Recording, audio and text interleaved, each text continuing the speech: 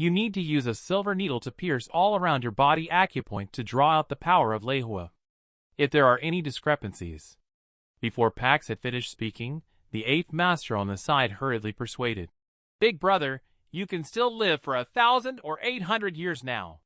There's no need to take this risk. Roman naturally also knows that the risk is extremely high. But if this injury cannot be treated, he will never be able to become a dragon again. After pondering for a moment, he gritted his teeth and made up his mind. Pax, my life is in your hands now. Pax also looked serious. Roman, rest assured, I will do my best. Afterward, Pax wasted no time and brought a silver needle. He separately inserted it into 3 acupoints on Roman. There are 2 more acupoints. With the clearing of the acupoint, a faint green demonic aura bursts out from the center of Roman's chest. His whole body, with bulging blue veins, displayed a look of great pain. After a few minutes passed, he spit out a mouthful of black blood. 8th Master quickly went forward to support him upon seeing the situation. Big brother, how do you feel? A touch of joy appeared on Roman's face. I feel refreshed. I haven't had such a smooth breathing sensation in many years. He then stood up with the support of 8th Master, clasping his hands in gratitude towards Pax. Pax's medical skills are extraordinary, far surpassing those who are merely famous in name. Pax felt a little embarrassed by the praise and scratched his head. Roman is overly flattering. I have only cleared the blood stasis for now. You still need medication for further treatment. I will write another prescription for you to recuperate and make a full recovery. Roman nodded slightly. Then, Pax, I'll trouble you with that. Shortly after, Pax took out pen and paper and began writing. But when Roman saw the prescription, he couldn't help but break out in a cold sweat and stood there dumbfounded. Other medications are fine. But this 9-pronged aged ginseng and human-faced FOT root are spiritual entities that have been around for thousands of years.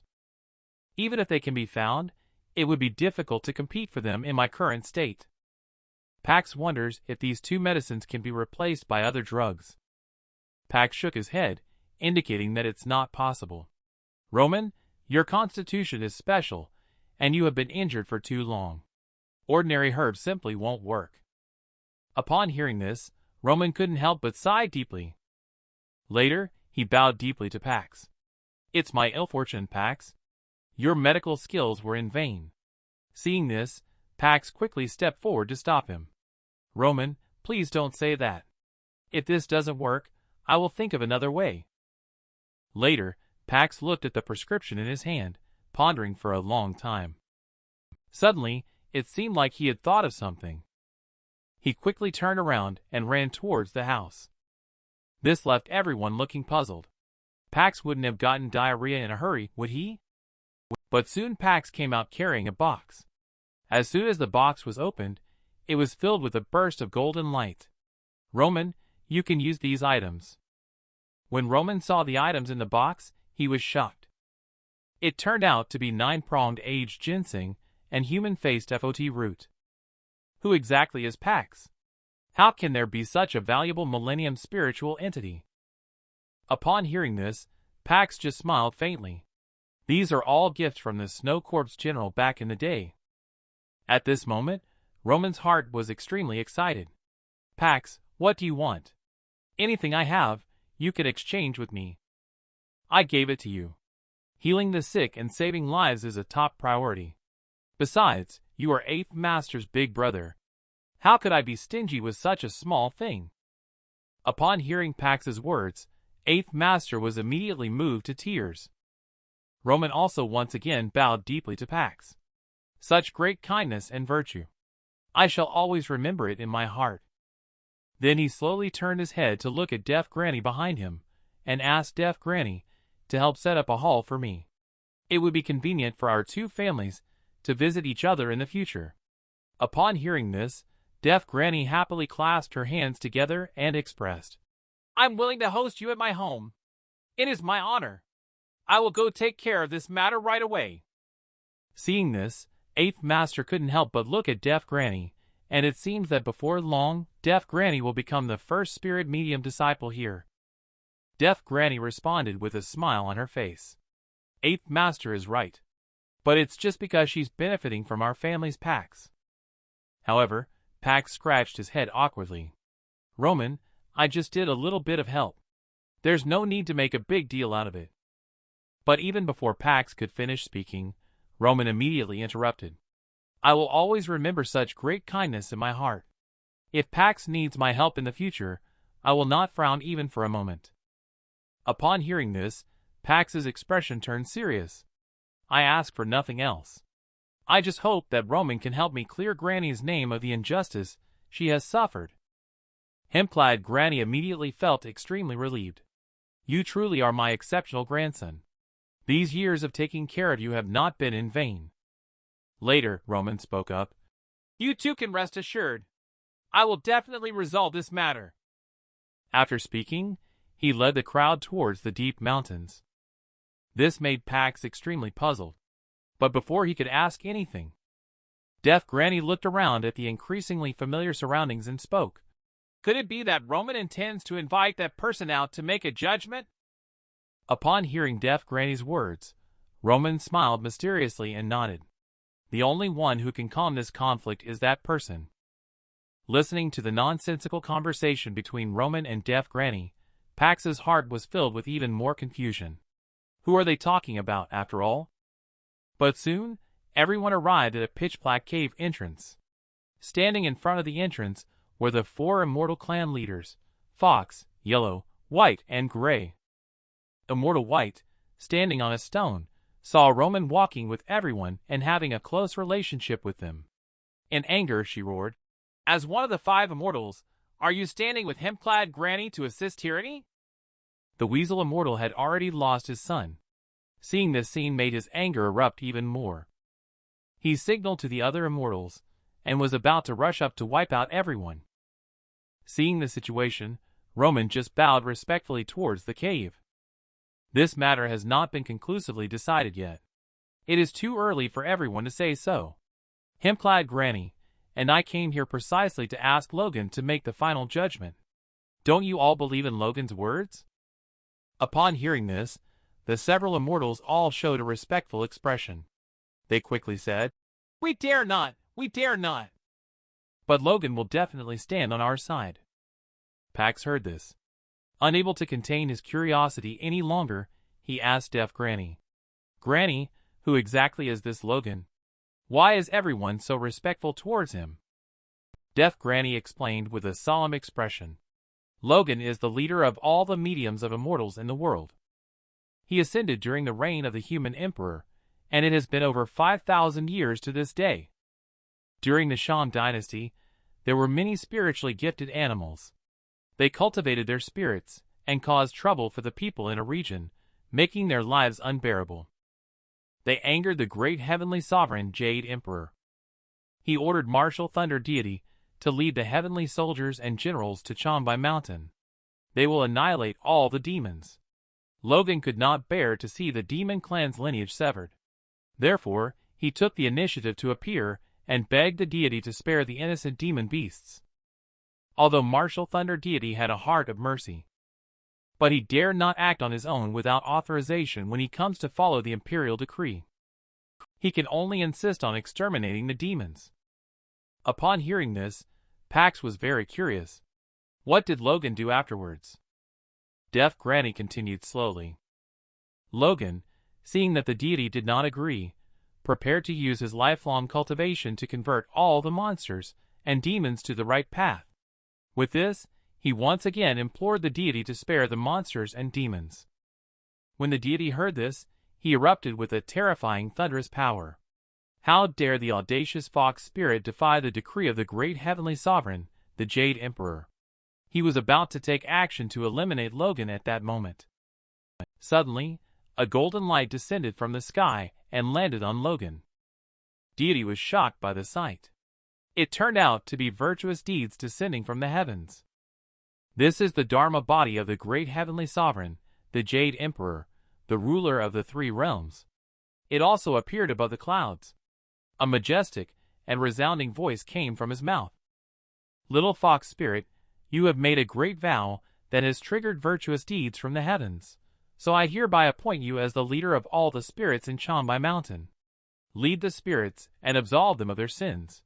Since then, Logan has become the leader of the mediums of immortals in the world and has also become the most prominent figure here. Pax listened with great admiration. He is willing to guide and transform the spirits with his own actions. In that case, Logan's judgment is bound to be very fair. Upon hearing Pax's words, Deaf Granny respectfully looked towards the cave. Indeed, as long as Logan is willing to judge on your behalf, Hemp-clad Granny, you will no longer be suspected by others. Then, in order to reveal the truth, Roman took the lead by stepping forward and bowing towards the cave. Please, Logan, judge the situation. Seeing this, the other immortals and Deaf Granny all knelt down on the ground as well. We kindly ask Logan to come forward to make a judgment. The words fell in the cave. Suddenly, bursts of powerful energy erupted. Accompanied by the energy was a voice saying, I already know about this. This matter is not only related to the 5 great immortals, but also to Deaf Granny and Hemp-clad Granny. With these words spoken, all 5 immortals turned their heads to look at Deaf Granny and Hemp-clad Granny. Deaf Granny looked completely bewildered. I came here to mediate. How did this end up involving me as well? Hemp-clad Granny also had a gloomy look on her face. Logan, please don't be offensive. The Weasel Immortal saw the truth revealed. It turned out that his own son was indeed killed by Hemp-clad Granny. His whole body at first stood on end, ready to confront Hemp-clad Granny with all his might. But at this moment, there came Logan's discontent voice in the cave. Little Yellow Weasel, don't act rashly. Your son was not killed by Hemp-clad Granny. It is related to them because the one who killed your child and attacked Alice in Deaf Granny's house are part of the same worship of evil. Upon hearing this statement, Deaf Granny and Weasel Immortal were shocked beyond belief by this. It turned out to be the same evil. But before Deaf Granny and the Weasel Immortal had a chance to come to their senses, Logan continued saying, Ghosts are causing trouble and disturbing my peace. Everyone should not act rashly. Let's set aside past grievances and unite against the enemy. Upon hearing Logan's words, the truth finally came to light. The Weasel Immortal also recognized his fault and bowed to Hemp-clad Granny, apologizing. Granny apologized for her previous behavior, and Hemp-clad Granny understood. She thought that if anyone dared to harm her precious grandson, she might be even more impulsive than the Weasel Immortal. Having been forgiven, the Weasel Immortal immediately turned to look at the cave and asked, Where is Logan's worship of evil now? Deaf Granny also worried that the worship of evil might cause trouble for her granddaughter again. She clasped her hands together and looked towards the cave, asking Logan for a clear path forward. That haunting ghost might be well versed in the mysterious methods of Taoism. I also can't deduce its whereabouts. Everyone was stunned by Logan's words. Even Logan couldn't deduce the whereabouts. Obviously, the spiritual cultivation of that sinister ghost is not low. Just as everyone was contemplating, Logan's voice came again. The only plan for now is for everyone to work together with one heart. Only then can we find the worship of evil. As Logan's words fell, everyone bowed and saluted together. We will definitely work together to find that beast. And on the faces of Hemp-clad Granny and Weasel Immortal, they both showed a villainous look. The worship of evil dares to target us. We'll chop her into pieces once found. In the next few days, the animals around the village were particularly active. Foxes, weasels, snakes, rats, hedgehogs, and other animals didn't fight when they met. They seemed to be in a hurry, as if looking for something. It was even more lively at night, with ghostly fires flickering from all directions. You could faintly hear people talking. But the villagers didn't know what had happened and were scared, running away and shouting for help. When they were blocked by a huge figure on their way. One of the younger men with less courage. He was even scared to faint. Luckily, Deaf Granny appeared in time and supported him. Then she spoke to the dark figure behind her. You're here at last. Why scare us like this? Only to see the 5 descendants of the immortal standing in front of Deaf Granny. He's just too timid, it's not our fault. Upon hearing this, Deaf Granny calmed the villagers' emotions first. These animal wells mean no harm. You all go back to your houses and rest first. Later, she asked the serpent in front of her, Have we found any clues to the worship of evil? The serpent shook its head. It's as if the worship of evil has vanished into thin air. We have searched the entire village, but found no trace. Any news from hemp-clad Granny's side? Deaf Granny looked helpless. She had also found nothing. Everyone continued to search. I refuse to believe that this ghost can just disappear into thin air. Upon hearing Deaf Granny's words, the animals scattered and left. Only the serpent remained in place. This left Deaf Granny puzzled as to why it had not left yet. The serpent only extended its head in front of Deaf Granny and said, The master is already aware of Owen's illness. He asked me to pass on a message. If Pax and you need any medicinal herbs, feel free to ask, it's on us. But before the serpent could finish, Deaf Granny interrupted, her eyes filled with tears. Owen's lifespan has run out and cannot be saved. We appreciate your kindness. Please express my gratitude to your master on our behalf. And at this moment, inside Owen's house, Pax looked at Owen, who was barely breathing, tears streaming down his face as he tightly held his hand. Grandpa, you will be fine. There must be a way to cure you. But this general has fought for many years, suffering from numerous injuries and illnesses. He knows his time is running out and is not afraid of life or death. He gently wiped away the tears on Pax's cheeks with his hand. Pax, don't cry. I am already satisfied to have lived for so long. It's time for me to reunite with my old comrades in the afterlife. As he spoke, countless scenes slowly emerged in Owen's mind. Born from the belly of a female ghost, Pax came into this world. He went on to fight 100 demons for his sake. He went with Deaf Granny to East Peak again to seek the blessing of Pine Grandpa for him. He watched Deaf Granny change appearance with his own eyes for him. Since then, completely concealing the aura of child of extreme mean. Then he took 5-year-old Pax to the mountain to collect herbs. He watched as he fell down and slowly got back up. And when Pax was 15, he taught him ancient martial arts for self-defense. He watched him grow day by day. Owen couldn't help but smile with satisfaction.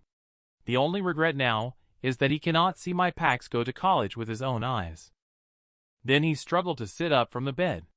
Pax, go and fetch Grandpa's tobacco pouch. Looking at Grandpa, who suddenly seemed to improve in spirits, Pax felt even sadder. He knew this was a sign of the last burst of energy before death came. He quickly fetched Grandpa's tobacco pouch and lit it for him. After taking a sip, Owen gently said, Pax, go turn on the radio. Grandpa wants to listen to Shaw Jia Bang. Upon hearing this, Pax hurriedly walked to the radio on the table. With the press of the play button, the room was instantly filled with the sound of traditional Chinese opera. Owen quietly listened like this. His mouth couldn't help but hum along with the melody for a few lines. When the song ended, he put down the pipe in his hand and slowly took out a few medals from his pocket. Pax, Grandpa didn't save up anything good in his life. Take these medals as a keepsake from me. Upon hearing Owen's words, Pax kept sobbing. Grandpa, I don't want them. I just want you to be well. Upon hearing this, Owen did not say anything. He simply placed his hand on the blade that was beside him. Grandpa, I have to take this knife with me. Saying this, he suddenly pulled out the knife and raised it above his head. Today, be it losing my head or facing countless battles, starting a business is challenging in many ways. I am going to the Yellow Springs to gather my old comrades. With 10,000 banners we will behead Yama. As soon as his voice fell, he sheathed the broadsword. If anyone dares to bully our fellow countrymen in the netherworld, my old man will fight them with this broadsword. Later, he laughed heartily and heroically. Laughing as he laughed, Owen suddenly fell back on the bed. He had no breath of life left. Pax was speechless for a long time when he saw this scene. Tears kept flowing from his eyes. After a while, his throat could finally make a sound. He cried out heartbreakingly, unable to accept the fact that his grandfather had passed away. But just as Pax was immersed in grief, two figures suddenly appeared outside the window. One dark and one light floated slowly in front of him. The two individuals are the yin and yang guardians of the underworld who have come this time. They have come specifically to guide Owen's soul to the netherworld. At this moment, Pax also noticed the two of them. The two of them introduced themselves. They were ordered to come and welcome General as soon as their words fell. Just then, a light blue soul emerged from Owen's body. "The yin and yang guardians have specially arranged for me to come here," it said. Upon hearing this, the yin and yang guardians once again respectfully bowed to Owen. "General, you have virtuous deeds in you. It is our good fortune as brothers to welcome you." Pax, who was standing by, looked at Owen, who was about to leave, with great reluctance. "Grandfather, are you really leaving?" But Owen just patted his head. "After I leave, you and Alice should be filial to your grandmother." After saying that, he bowed to black impermanence and white impermanence. "I've taken up the guardian's time. Let's hit the road." Hearing this, the yin and yang guardians quickly returned the bow. "General, you're being too polite." When the yang guardian shouted, "It's time!" there were no ends on the way to the Yellow Springs. General paid attention to the path ahead. As soon as his voice fell, the two led Owen and prepared to head to the netherworld. Pax saw that his grandfather was really leaving. He hurriedly chased after them. But at this moment, Yang Guardian turned back and looked at him. "Pax, stop in your tracks. You can't follow us ahead. Considering the merits of your ancestors, let me remind you again. The human placenta of that little girl in your family was taken by wandering ghosts to practice a secret art. If you don't find and eliminate the worship of evil, the little girl won't live past 18. Upon hearing this, Pax was suddenly shocked. But he quickly recovered his composure. He quickly clasped his hands together and bowed to the yin and yang guardians. "Thank you for guiding me," he said. The yin guardian, however, said there was no need for thanks. If one day Pax can unravel the mystery within the womb, remember the kindness shown today. Pax watched the direction where the grandfather and the yin and yang guardians were heading. He was very puzzled about what the yin guardian had said about the mystery of the fetus. What exactly happened to his ancestors that even the two soul gatherers treated him with such respect? Just as Pax was lost in thought. After giving a standard military salute at the residence, Owen, accompanied by a gust of wind blowing by, he turned into a plume of smoke drifting towards the distant sky. Pax stood still in a daze for a long time. He didn't come to his senses for a long time. In the blink of an eye, it's time for the new school year to begin. Pax entered the town's high school with the first place in the whole line. Ian from the village also came to the school with him. Seeing the class list, Pax was ranked first. Ian boasted to the surrounding classmates.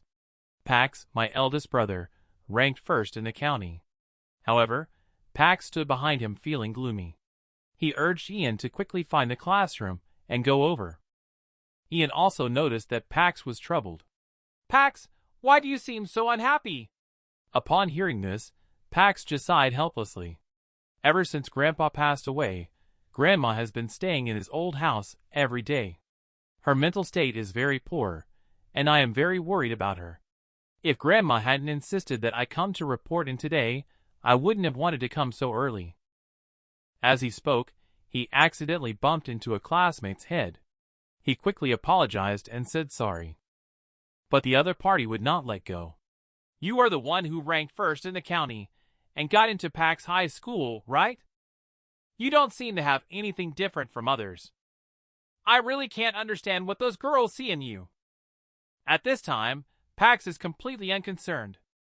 He doesn't want to chat nonsense with Nicholas here. He just shook his head helplessly. "I really don't have anything special. Can you let me go now?" But before Pax could finish speaking, Nicholas grabbed his collar. There's no way out unless you let me warm up. Being pulled by the collar like this, Pax was also a bit angry. What do you mean, want to fight? Upon hearing this, Nicholas thought Pax was scared. He raised his own arm. Do you see my fist as big as a sandbag? If you're scared, bow your head and call me Grandpa. Otherwise, I will beat you into a pig's head. Look at those girls. Will they still like you, this little white face? But upon hearing the word, Grandpa, Pax's face immediately darkened. He thought of his grandpa. The words his grandpa said, while teaching him ancient martial arts, came to mind. The men in our family must all learn martial arts. Mastering it doesn't mean you can bully others, but it also means you should never allow yourself to be bullied. Thinking of this, Pax said coldly, Since you insist on this, then bring it on. Nicholas didn't expect Pax to be so arrogant. He was suddenly furious. He immediately swung his fist towards Pax in attack.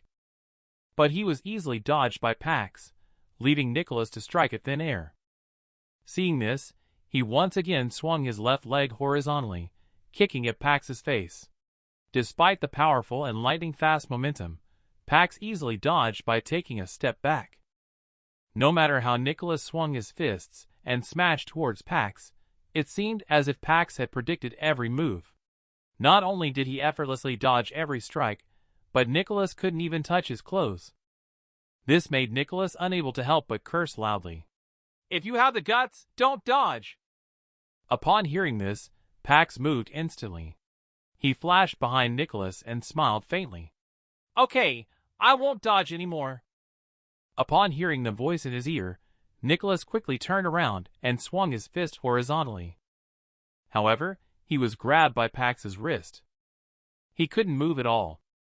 Pax immediately moved downward accordingly. His left hand gripped Nicholas' neck from behind. His right hand held Nicholas' hand firmly on his back. He exerted a gentle force and pressed Nicholas to the ground. Obviously, the outcome was decided. Pax's tone then revealed a hint of warning. If it happens again, you can say goodbye to this hand. After speaking, Pax exerted force abruptly. Nicholas immediately let out a series of screams. With a tearful voice he said, I know I was wrong. Upon hearing that Nicholas had admitted his mistake, Pax released him and prepared to leave. But before taking a few steps, Nicholas behind him called out to him again. Upon hearing this, Pax turned to look at Nicholas and asked, Do you have something else to say? But the next second, Nicholas actually knelt down on the ground. With a serious face he said, Big brother, please accept this bow from your younger brother. This left Pax stunned. What kind of move is this again? But Nicholas looked at Pax with admiration and said, I've never seen such amazing skill before in all my life. You're so talented. From today on, you are my big brother. Upon hearing this, Pax felt embarrassed by Nicholas's praise. He repeatedly shook his hands and refused, saying, Actually, I don't know any kung fu. Before Pax could finish speaking, Nicholas grabbed his thigh and said, Big brother, you are so powerful, don't lie to me. You can easily pin me down and rub me on the ground with just one hand. What else could it be if not kung fu? Hearing this, Pax felt like crying but had no tears. Nicholas added, It's because you are too weak. Can you stand up first before you speak? Upon hearing Pax's words, Nicholas quickly stood up and followed Pax as they walked forward. Pax said, When you just hit me, I felt a strange power. That must be your chi power, right? Pax didn't want to explain any further at this point. He thought, this person might have a little problem in his head. But at this moment, Nicholas suddenly felt like his foot had touched something. He couldn't help but bend down in confusion to take a look. He found that it was actually a skull head. Not far away, the students who were watching all exclaimed in surprise. Oh my, how could there be a skull head in the school playground? Could it be true that the rumors of the school being built on a mass grave are true? Upon hearing this, Nicholas was indifferent. He directly kicked the skull head like a soccer ball, sending it flying away. What's so scary about this thing? This left Pax speechless on the side. Aren't you afraid that the original owner of the skull head will come looking for you at night? Night fell quickly, and the school became extremely quiet. Pax tossed and turned in bed, unable to fall asleep. He wondered how Grandma was doing now that Taoist had left. As he was thinking, a voice suddenly sounded in his ear. "Are you asleep?" Hearing this voice, Pax was startled and shivered. Nicholas was seen lurking beside Pax's ear in a creepy manner. "Pax, do you think the thing I kicked during the day will come to retaliate against me at night? What if it comes looking for me? Can I compensate a bit more money to let this matter go? I don't know if I have enough money with me. If not, I'll call my dad to bring some more over." Seeing Nicholas being so timid, Pax sat up slowly and joked, "Dirt doesn't want money from the mortal world." Upon hearing this, Nicholas immediately breathed a sigh of relief. But Pax suddenly changed his expression again. He deliberately lowered his voice and leaned in close to Nicholas's ear. "Dirt wants lives." He heard the words. Nicholas had just let out a sigh of relief when suddenly it was taken away. He was so scared that he stood frozen in place. The next second, his face full of fear, he shook Pax and asked, "What should I do? Am I going to die?" Pax was shaken and didn't answer him. At this moment, Pax suddenly felt something was wrong. The earrings given him by Uncle Wyatt were supposed to make some noise. He couldn't help but reach out to touch them, only to find that the earrings were missing. This reminded Pax of what Deaf Granny had warned him about. The earrings were given to him by Uncle Wyatt when he was born. It can suppress the ghostly aura on the body and conceal the identity of the child of extreme mean. You must not lose it, otherwise something big will happen. Thinking of this, Pax quickly lifted the blanket. He said to Nicholas, "Oh no! My earring probably fell on the playground during the fight. I need to hurry and find it back." Nicholas saw how anxious Pax was and said, "I'll go with you. If it weren't for me, your earring wouldn't have been lost." Pax was quite puzzled upon hearing this. He turned to Nicholas and said, "Weren't you worried about getting into trouble with Dirt just a moment ago? Now you're suddenly so proactive." Nicholas just awkwardly scratched his face. "Actually, I wanted to accompany you to find the skull head we kicked away during the day, apologize sincerely, and give it a proper burial," he explained. Pax was speechless at the words and said, "I really admire you. If you want to go find it, then just follow along." Later, at midnight on the playground, two figures were searching on the ground. After searching for a long time, they still couldn't find it. Pax was getting anxious and starting to sweat. It should be nearby. Could it have been picked up by someone else? At this moment, he suddenly noticed a black crescent-shaped object on the ground. He reached out to pick it up, and upon closer inspection, he realized it was the earring given to him by Snow Corp's general. Seeing this, Pax couldn't help but breathe a sigh of relief. Thankfully, he didn't lose it, or else who knows what could have happened. He then stood up and quietly called out to Nicholas beside him, "I found my earring. We should head back to the dormitory." At the words, Nicholas, however, picked up a skull head and turned to smile, saying, "I found mine too." After saying that, he got up and walked towards Pax. "I remember this guy was kicked far away by me. It should be him." But before he could finish his sentence, he was suddenly tripped by a stone under his foot. His whole body lost balance instantly and fell heavily to the ground. There was a crisp cracking sound coming from beneath him. It seemed like something had shattered. Hearing this sound, Pax felt something was wrong. He quickly ran towards Nicholas. At this moment, Nicholas also slowly propped himself up. He looked down and found that there was no longer any skull head on the ground, only pieces of broken bones. Seeing this, Nicholas was so frightened that he almost fell to the ground again. Fortunately, Pax stepped forward in time to support him. With a trembling voice, he said, "No matter what, he won't forgive me now, right? Am I doomed?"